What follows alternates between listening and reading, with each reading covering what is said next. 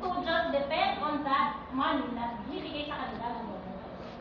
Ang mag-ano po tayo, ma'am, kunwari, or what? Analogy yan eh. Halimbawa, yung grading system ko, ibahin ko. Na parang, kung ano yung grade ng pinakamababa sa klase, yun yung grade ng buong klase. Kaya ba yun nun? The way. Pinakamataas na lang. Kasi ano eh, socialist, ang set up ng socialist environment or communist environment, dapat pantay-pantay. Walang nakakataas, walang naiiwan.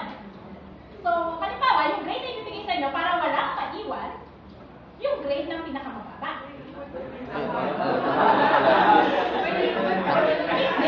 Nakablue pala si Mama. Ibibigay ko based on your level of understanding ng subject. So that will be determined kung sino sa inyo ang pinakamahal Sakto na. ng subject. Kasi yun yung level of understanding niya.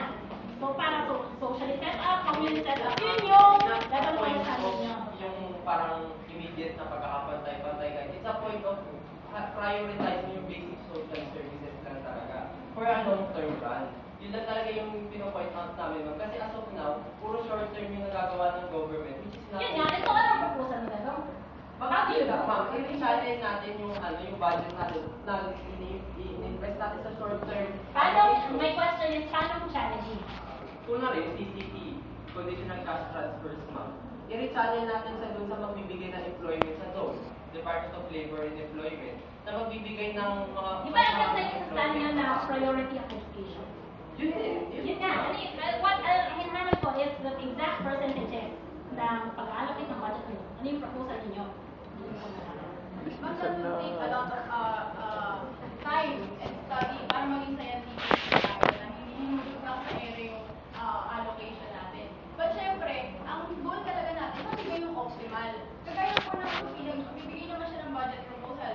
Si Pastor nag-create ng 70.1 billion na proposal sa last year, but I think around 30% lang yung bigay. So yun po, makikita natin from the constituency itself nang gagaling yun. Dahil si Sir Pascual, siya naman yung admin dito, siya po yung nakakaalam ng kung ano talaga yung ginagamit ng UP, ano yung napapagkagastusan. So, dapat naman siguro, pakinggan ng government. Yung government, kumbaga kung sa isang company, nasa top management siya. So, paano niya malalaman yung workings lang nasa baba, diba? So, by syempre, listening to what they are saying. Yun po yung goal natin, na yung optimal talaga. So yung approach ninyo para makuha In a good way. Nakasalubong Nakasalubong natin. para kukulitin nyo yung magbibigay sa inyo ng pera. Ayun. Ganyan sa ako. Nakasalubong natin. Well, yun po talaga yung isa natin, nakikita natin. Ang analogy niya, halimbawa may nanak ako. Para kung tapos may gusto siyang bilhin. So wala kang pera na mabigay. So, ang gagawin niya, magrereklamo siya na magrereklamo hanggang sa mag-isin ako, ibigay ko sa kanya yung niya. Kasi government pa may pera naman talaga eh. Mali lang yung priority niya eh. Hindi lang yung point dun eh.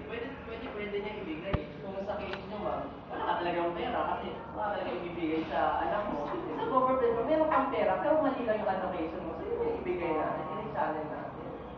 Diba? Bigay mo yung perang yun, nagagalit mo sa taxpayer. Na dapat makalik din sa kanila. Ako ang part na nagsasabi sa inyo. Ano ba yan?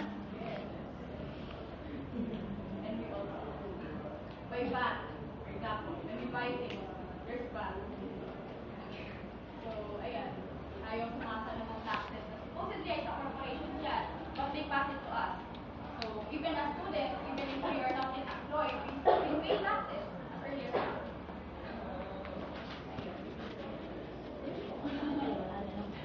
Paano na?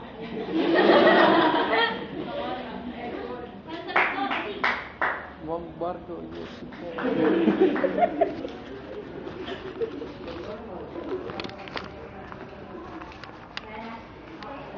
Ngayon, so tayo naging insightful yung Q&A natin ngayon.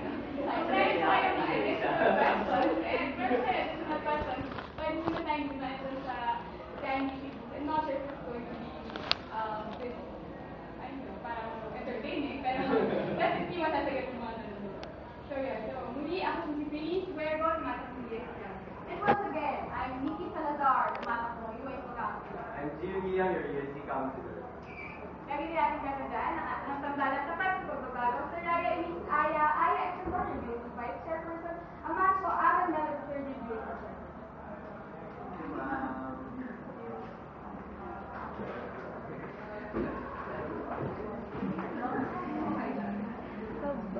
Ginawa ko